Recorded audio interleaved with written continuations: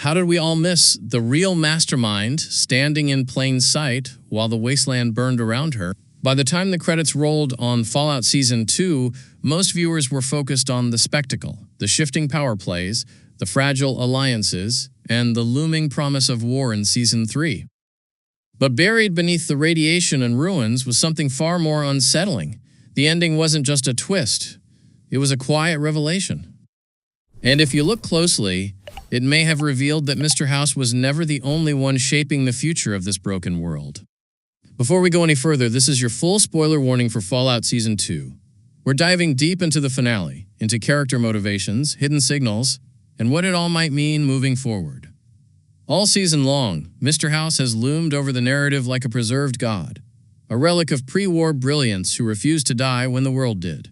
He presents himself as the inevitable solution to chaos, order through control, progress through precision, a civilization rebuilt not on emotion or morality, but on efficiency. And in many ways, he's compelling. He predicted the bombs, he prepared, he endured. To him, survival equals legitimacy. But that's exactly where the show starts to challenge us. Because survival doesn't automatically grant wisdom. It grants perspective, and perspective can be warped. Mr. House's philosophy is rooted in one fundamental belief. Humanity cannot be trusted with its own freedom. Left unchecked, people destroy themselves. So the answer is oversight, structure, a guiding hand strong enough to prevent collapse. He doesn't see himself as a tyrant. He sees himself as a necessary correction. And that's what makes his confidence so terrifying. But then there's Barb. At first glance, Barb doesn't scream, future ruler of the Wasteland. She doesn't deliver grand speeches about destiny. She doesn't surround herself with robotic armies or holographic avatars. She watches. She listens. She asks questions instead of declaring answers. And that subtlety is precisely what makes her presence in the finale feel explosive. Because when Mr. House outlines his vision, his grand design for how the world should function under his direction, Barb doesn't react the way everyone else does. There's no awe, no intimidation, no blind agreement. There's something else there. Calculation. It's in the pauses between her words, the way she studies him, the way the camera lingers just long enough to make you uncomfortable. It's almost as if she's not hearing a prophecy. She's hearing a vulnerability. Mr. House believes he is the architect of the future. But architects often assume they understand the foundation better than anyone else. And what if he doesn't?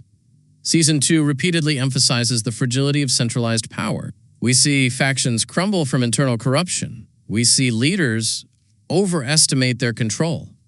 We see ideology collide with reality.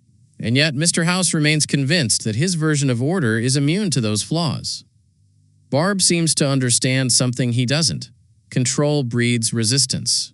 The Wasteland isn't just a problem to be solved. It's an ecosystem. Brutal, yes, but adaptive. Communities have emerged organically. Cultures have formed from scraps. People have survived without a single guiding intelligence telling them what to do. It's messy. It's unpredictable. But it's alive.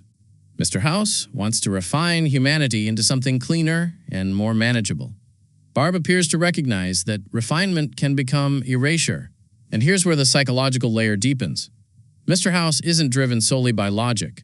Beneath his composed exterior is something far more human. Fear, not fear of death.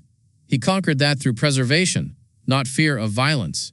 He anticipated it. His fear is irrelevance. He lived through the end of the world. He prepared for it while others denied it. He endured centuries in isolation. If the future unfolds without his direct influence, then what was the point of his survival? His need to control isn't just strategic, it's existential. He must matter. He must shape the outcome. Barb, in contrast, doesn't appear obsessed with legacy. She isn't trying to preserve the old world. She isn't romanticizing pre-war systems. She studies the present. She learns from the new rules of the Wasteland. And that difference may define Season 3. The finale subtly positions her as something more than an observer. The framing, the timing, the silence, it all suggests intention. She may not oppose Mr. House outright. Not yet. But she sees the limits of his worldview. And that changes everything. Because if Season 1 was about discovering the Wasteland, and Season 2 was about consolidating power, then Season 3 could become a battle of philosophies. Engineered order versus organic evolution. calculated dominance versus adaptive resilience. There's also the question of AI versus humanity embedded within House's arc. He represents a mind preserved beyond its natural lifespan, a consciousness divorced from physical vulnerability. In many ways, he is the ultimate rejection of nature. Barb, however, remains fully human. Flawed, mortal, responsive. The show may be setting up a deeper thematic conflict. Does the future belong to those who outlive humanity or those who remain within it? And if we look at the broader arc of Fallout, the franchise has always warned us about blind faith in systems, vault experiments, government programs, corporate overreach. The apocalypse wasn't an accident. It was the result of unchecked ambition combined with moral detachment. Mr. House believes he is different, but every architect of disaster believed that too. Barb's potential rise isn't guaranteed. The show is too smart to telegraph a simple villain versus hero dynamic. In fact, she may become something far more ambiguous. She could align with House temporarily, absorbing his strategies while quietly preparing her own. She could become a mediator between factions, reshaping power from within rather than attacking it head-on. Or she could surprise us entirely. The brilliance of the ending lies in its restraint. There's no dramatic betrayal, no overt declaration of rivalry, just a shift in perspective. A realization that the future isn't locked in, that the person who seemed like a supporting presence may hold the most disruptive potential. And perhaps the biggest twist is this.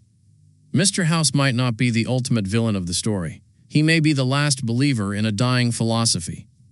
If the world ended because powerful people believed they knew better than everyone else, then Season 3 might explore whether repeating that structure, even with good intentions, is just another step toward collapse. Barb doesn't preach. She observes. She adapts. And adaptation has always been the true currency of the Wasteland. So here's the haunting possibility. What if Mr. House's greatest mistake isn't underestimating an enemy? What if it's underestimating evolution? The Wasteland doesn't reward rigidity. It rewards flexibility. Those who cling too tightly to old frameworks eventually break. And House's framework, no matter how advanced, is still rooted in a pre-war mindset. Barb belongs to the new era.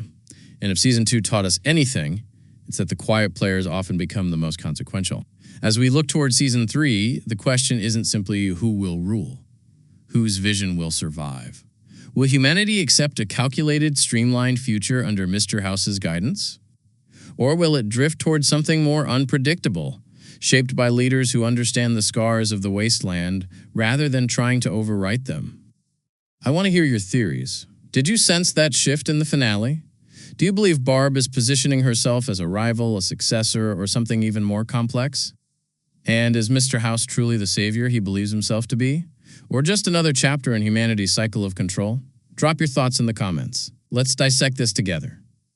And if you enjoy uncovering the hidden psychology, subtle framing, and deeper meanings behind endings like this, make sure you subscribe. Because in worlds like Fallout, the loudest explosions aren't always the most important moments. Sometimes the real shock is realizing the future changed in silence.